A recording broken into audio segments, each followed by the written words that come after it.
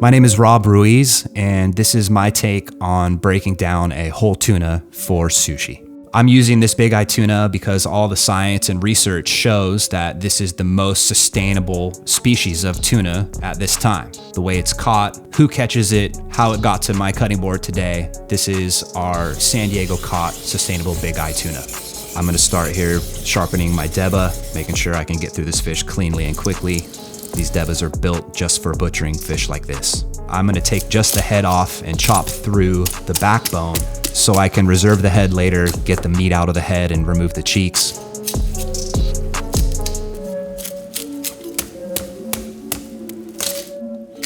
So then the second step here will be to remove the camas, the collar of the fish. This is partial belly and partial shoulder meat. These are the most delectable pieces.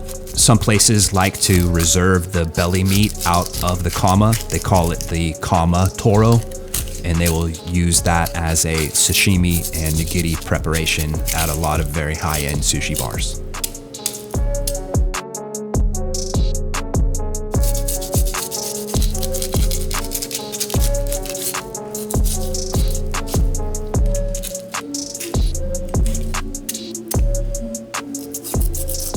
So I split the belly of the tuna down the middle, and then I take off each side of the tuna here and reserve these belly portions.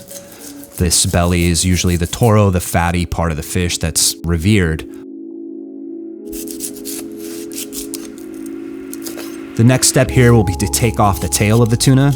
Usually count up to the third yellow fin from the tail and slide your knife in between the vertebrae so you can get a quick chop and cleanly get the tail taken off. The tuna tail is often discarded, but you can chop this tail into small medallions and charbroil it, put it on a wood fire grill. It's excellent. Here I'm taking off the shoulder loin. The other thing that's important is to keep your knife touching the bones. The joke is that you're not cutting the fish unless you're touching the bones.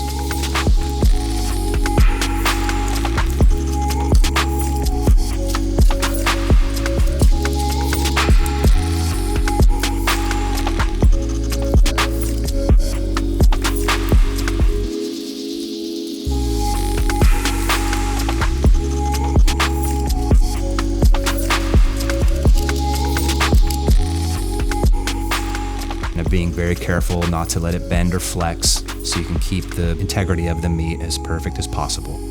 Here you can see I try to leave no meat on the bones. The next step here is getting this bottom quarter loin off of the cage. We're gonna go in through the back of the loin up into the stomach to separate the bottom. Then go to the back of the fish here where it's connected to the spine. And this is where the deba really is a key factor here. It's the best knife to chop through some of these bigger bones. The deba is a really heavily weighted blade, and it's a single bevel, so it's able to stay super sharp, not chip, and make quick work of any of these bones. The next step here is we're gonna start removing the cage, or the central bone structure here of this tuna. I'm gonna go underneath on the belly side now, come underneath the bones, split the skin, start working my way up. I'm always sliding my knife here, trying to make sure I'm touching the bones, trying not to create any waste. And if you do make a mistake here, don't worry about it. You'll be able to recover. You can add it to your kuzu, you can add it to your tesh for spicy tuna, what is your minced tuna meat.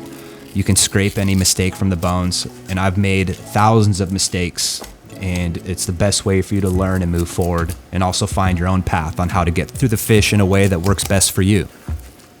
It also depends on the context. If you're butchering this fish for sushi like I am, then this is my technique. But if you're on a boat filleting this for production, if you're at home filleting this for your family, everyone's going to be doing this a little bit differently.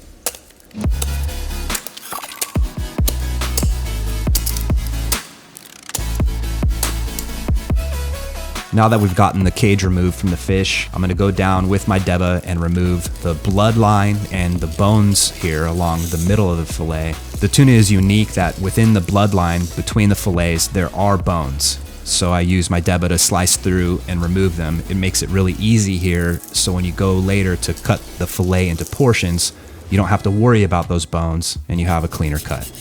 This is another opportunity where the deba really shows its utility.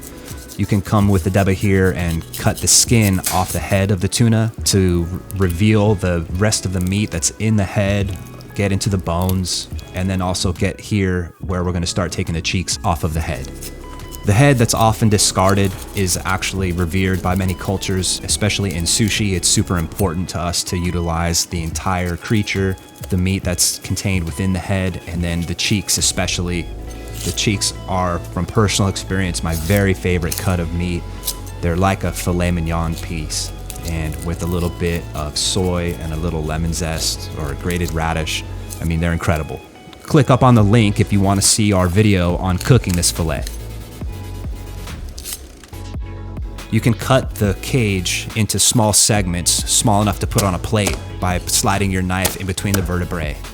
The marrow in between the vertebrae is clear, it's gelatinous, and it packs this huge, robust tuna flavor. So this is my take on breaking down the tuna for sashimi and for sushi. Take from it what is most valuable to you and your journey as a chef, ways to make it easier, and ways to push the limit on what pieces of this fish are actually delicious and can be utilized.